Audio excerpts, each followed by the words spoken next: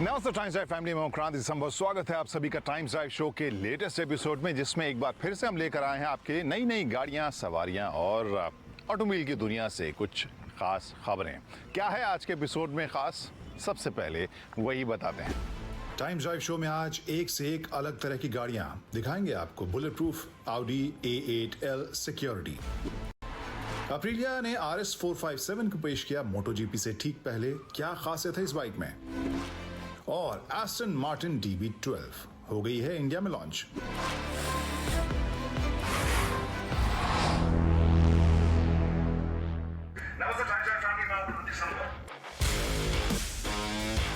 स्वागत है आप सभी का एक बहुत ही न्यू इंटरेस्टिंग खास वीडियो में, जिसमें आप शायद ये सोच रहे होंगे ये क्या है, ये हमने क्या कुछ नया ब्लूटूथ स्पीकर का कुछ मैकेनिज्म यहाँ आफ्टर मार्केट से लगाया इस A8L में? तो बिल्कुल नहीं, ये एक वैसा क्वर्की फीचर था, मज़ेदार फीचर था, जो मैंने सोचा कि इस कहानी की शुरुआत के लिए बेस्ट होगा, क्योंकि ये गाड़ी बहुत ही ख़ास है। ये है Audi की A8L। अगेन वही सवाल कि इतनी ख़ास क्या ही है। यहाँ पर एक बीकन लाइट लगा हुआ है। इसके अलावा तो बाहर से अगर आप देखें तो ये कार आपको जो रेगुलर A8L जैसी आपको हाल फिलहाल में देखने को मिलती है, बिल्कुल वैसी ही कार है, लेकिन मामला जो है वो दरअसल खुफिया है। ये उनकी आर्मर्ड व्हीकल है और इस गाड़ी में बहुत सारे ऐसे फीचर्स हैं, बहुत सारे ऐसे आंकड़े हैं, बहुत सारी ऐसी जानकारियाँ हैं जो मुझे काफ़ी इंटरेस्टिंग लगी है। तो इस वीडियो में हम आपको वही बताते हैं।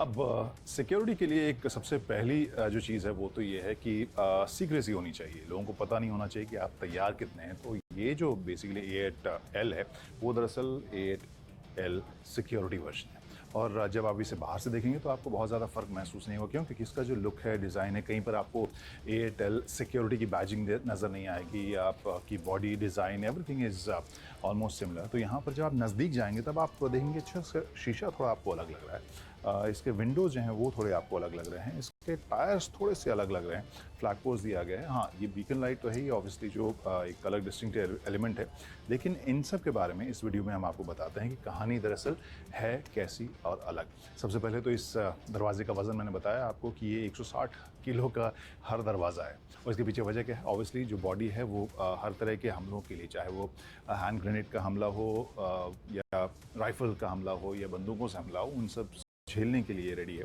जो व्हीकल रेजिस्टेंस जो एक रेटिंग होती है सिक्योरिटी में, VR9 जो भी ओपेक पार्ट है इस गाड़ी का, उसकी रेटिंग दी गई है, और जो शीशा है, जो भी विजिबल पार्ट है, वो VR10 है। ये जो शीशा है लगभग 8-9 गुना ज़्यादा आपको जो रेगुलर गाड़ियों में जो आपको शीशे मिलते हैं वो थिकनेस आपको इसमें मल्टी लेयर्ड जो शीशा है उसमें आपको थिकनेस देखने को मिलती है। और ये VR10 जो हमने रेटिंग की बात बोली थी वो लैस है, इन सभी विंडोज़ जो हैं वो उस तरह के शीशे से लैस हैं, और ये जो गाड़ी है उन सभी तरह की गोलियों को झेल सकती है। अब अंदर चलते हैं, वहाँ पर कुछ एक इंटरेस्टिंग आपको बटन्स जो हैं वो दिखाते हैं, जिसमें से कुछ मैं टच कर सकता हूँ, कुछ टच करने के लिए मना किया गया है। दोस्तों, जो A8L सिक्योरिटी का जो फ्रंट रो है वो किसी जेम्स बॉन्ड मूवी से कम आपको महसूस नहीं होगा, क्योंकि एक बटन या बल्कि 3 बटन्स ऐसे हैं जिसके ऊपर एक कवर लगाया गया है, जो हमें बता किया गया है कि आप इसको न टच करें। यहाँ पे एक तो बटन जो है वो आप को मैं अगर दबाऊं तो यहाँ पर जो आप देख सकते हैं जो लाइट है, आप उसे बीकन लाइट को ऑन होते हुए बजर को देख सकते हैं। इसके अलावा जो अलार्म है वो भी आप यहाँ से ऑन कर सकते हैं। यहाँ पर एक और बटन है जो हमें बोला गया कि वो तो बिल्कुल ही टच मत करना। बेसिकली किसी भी इमरजेंसी सिचुएशन में जब हमला हुआ है, पीछे VVIP हैं और आपकी जो गाड़ी है बिल्कुल बंद हो गई, फंस गई है कहीं, और वहाँ पर फाइनली आपकी जो बैटरीज हैं वो काम करने बंद हो गए हैं, आप दरवाज़ा खोल नहीं पा रहे हैं, तो फिर एक पायरो टेक्निक के ज़रिए बेसिकली छोटे जो बारूद आई थिंक या एक्सप्लोसिव कह सकते हैं, जो डोर्स के हिंजेस में लगे हुए हैं, यहाँ पर इस बटन को आप दबाइए। उसके बाद इस दरवाजे को एक बार खोलिए और फिर यहाँ पर एक ऑप्शन आएगा कि कौन से दरवाजे को उड़ाना है, बेसिकली कौन से हिंज को उड़ाना है। और फिर आपने जब चूज़ किया कि हाँ ये वाला दरवाज़ा, मान लीजिए मैं फंसा हूँ या ड्राइवर को निकलना है पहले या आप सिक्योरिटी पर्सनल को पहले निकलना है, उस दरवाजे को चूज़ कीजिए। और फिर जब आप खोलते हैं तो एक हल्का सा धमाका होता है और जो दरवाजे के जो हिंजेस हैं वो बाहर की तरफ उनका एक्सप्लोजन और ये दरवाज़ा आप पूरी तरह से खोल सकते हैं। तो इनकेस गाड़ी पूरी तरह ठप पड़ गई है, बावजूद इसके आप इस दरवाजे को खोल सकते हैं, क्योंकि ऑब्वियसली इतनी ज़्यादा ये सेफ है, इतनी ज़्यादा भारी है। तो ये एक बटन था जो सबसे पहले मैं आपको बताना चाह रहा था, जो हमें छूने के लिए मना किया गया है। तो जिस तरह का मटेरियल यूज़ किया गया है, जिस तरह के लेयर्स हैं, उसमें ऑब्वियसली अंदर बिल्कुल ही इंसुलेटेड है मामला। लेकिन अगर आप बात करना चाहते हैं बाहर वालों से, तो फिर यहाँ पर एक इंटरकॉम की सुविधा है, उससे आप ऑन कीजिए। तो इसे जब आप ऑन करते हैं तो फिर बाहर की आवाज़ अंदर सुनाई देती है, और यहाँ एक बटन है PIT, वो दबाइए तो आप बाहर की तरफ अपनी जो बात है वो रख सकते हैं। सो बेसिकली अगर आप सराउंडेड भी हैं किसी एडवर्स एनवायरनमेंट में, तो वहाँ पे आप गाड़ी के अंदर रहते हुए भी बाहर से बात कर सकते हैं। इसके अलावा एक और बटन जो यहाँ पर देखने को मिला है कि अगर आपको पता है कि केमिकल अटैक हो गया या फिर कुछ जहरीली गैस वाला अटैक हो गया है, तो फिर यहाँ पर एक बटन है जो आप आगे लगे सेंसर गाड़ी को बता देते हैं। उसके बाद आप ऑक्सीजनेटेड एयर जो है पीछे वाले सीट के ऊपर ऑन कर सकते हैं। तो ये कुछ चीज़ें जो है वो बहुत यूनिक आपको इसमें देखने को मिलेगी। इसके अलावा एक और जो खास यूनिक बटन है वो है यहाँ पर अलार्म का बटन, क्योंकि बाकी सारे जो लेआउट है, डिज़ाइन है, वो आपको A8L वाला ही देखने को मिलेगा। ये अलार्म बटन तब दबता है जब आपको लगता है कि अब सिचुएशन जो है वो हाथ से बाहर जा चुकी है, लोगों को बताना पड़ेगा कि this car is in danger. तो आप ये बटन दबाते हैं और इसको वैसे आप ऑन तो कर सकते हैं, ऑफ आप नहीं कर सकते। केवल जो कमांडर है, जो सिक्योरिटी का इंचार्ज है, वही इसे ऑफ कर सकता है। वैसा ही एक अलार्म वाला बटन पिछली सीट पर भी है। लेकिन कई बार हमने फिल्मों में देखा है कि बहुत सारे कॉन्स्पिरेसी थ्योरीज होते हैं, तो वहाँ पे अगर जो VVIP है उससे अगर अलार्म दबाना है, तो वहाँ पे भी उनको एक अलार्म का बटन दिया गया। हालांकि पीछे वाली सीट पर ऐसा कुछ और आपको अलग खास देखने को नहीं मिलेगा।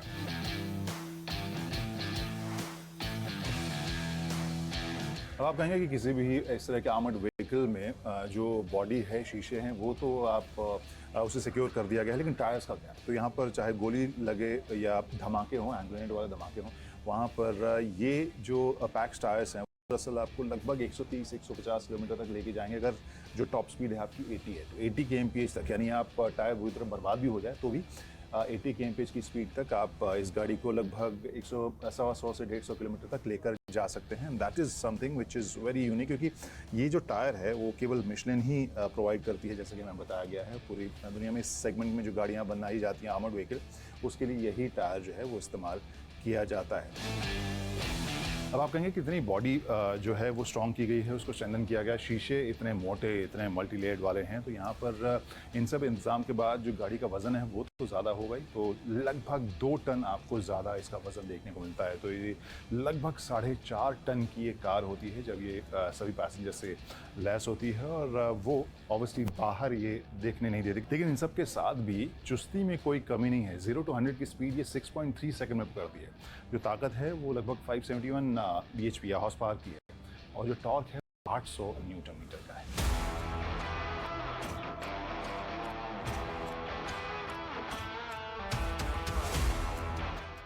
तो बहुत ही यूनिक, मज़ेदार गाड़ी, और जो कार इंथुजियास्ट हैं उनके लिए एक बातचीत करने के लिए एक नए पॉइंट्स ये निकाल कर लेकर आती है। इतने सारे इसमें डिटेल्स हैं, ट्रिविया हैं।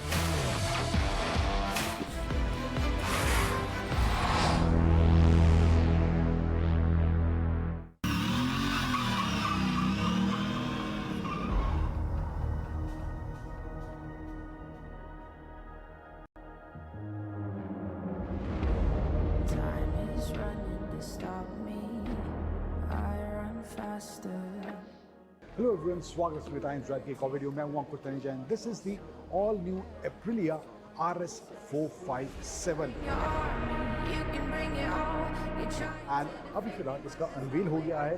प्राइस के अनाउंसमेंट नहीं हुआ है, लेकिन क्या इस एप्रिलिया RS 457 में देखने को मिलता है, सभी डिटेल्स मैं आपको बताने वाला हूं इस वीडियो में। Try and stop me.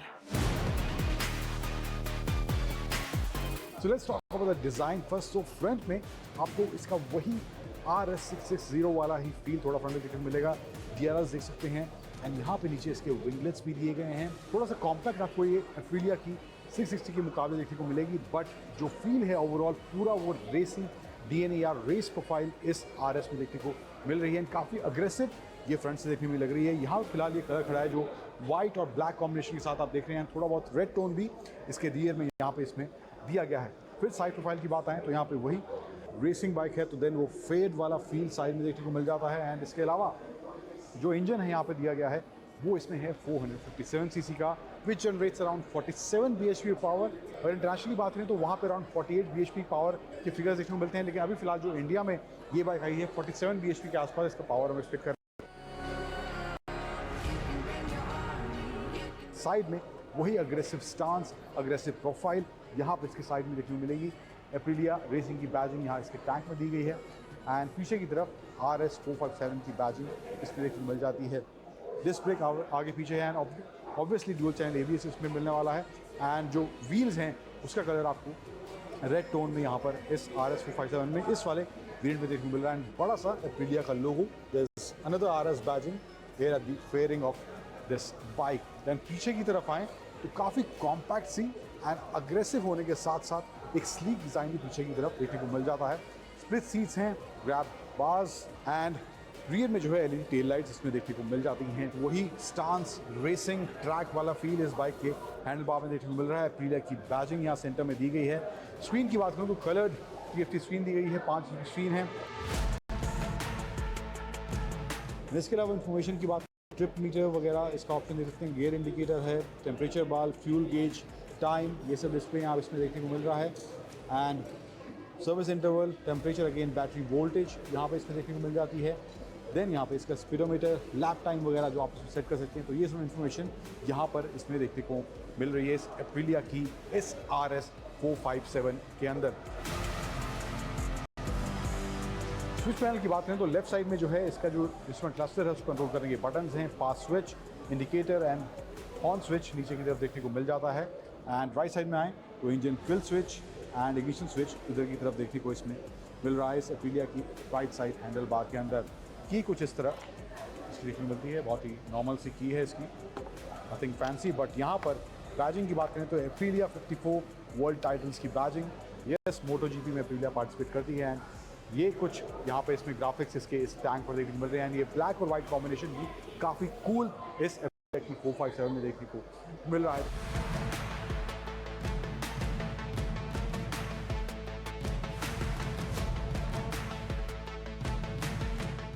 तो ये कुछ मोटे मोटे डिटेल्स हैं इस एप्रिलिया की ऑल न्यू RS 457 को लेकर। प्राइसिंग जो है अभी इसकी फ़िलहाल अनाउंस नहीं की गई है। कंपटीशन की बात करूं तो कंपटीशन में अभी फ़िलहाल कावासाकी निंजा 400 है या KTM की RC 390 भी इस सेगमेंट में आ जाती है एंड प्राइस जो एक्सपेक्ट हम इसका कर रहे हैं वो अराउंड 4 to 5 लाख के आसपास एक शोरूम प्राइस एप्रिलिया इस नई RS 457 का रख सकती है। तो अभी तक जो गाड़ियां सवारियां आपने देखी हैं आज इस सेगमेंट में टाइम चार्ज शो के, उनके बारे में कोई सवाल है या फिर आप कुछ गाड़ी ख़रीदना चाहते हैं उसको लेकर कुछ कन्फ्यूजन है तो अपने सवाल आप हम तक पहुंचा सकते हैं। टाइम चाइव के सभी सोशल मीडिया हैंडल्स हमने टीवी स्क्रीन पर दिए हुए हैं और यहाँ हमारे साथ आप जुड़ सकते हैं और अपने सवाल, अपने कॉमेंट्स भेज सकते हैं। लेकिन एक ब्रेक लेने का वक्त आ गया है। चैनल मत बदलिएगा क्योंकि एक और ख़ास कहानी है आपके लिए ब्रेक के उस पार।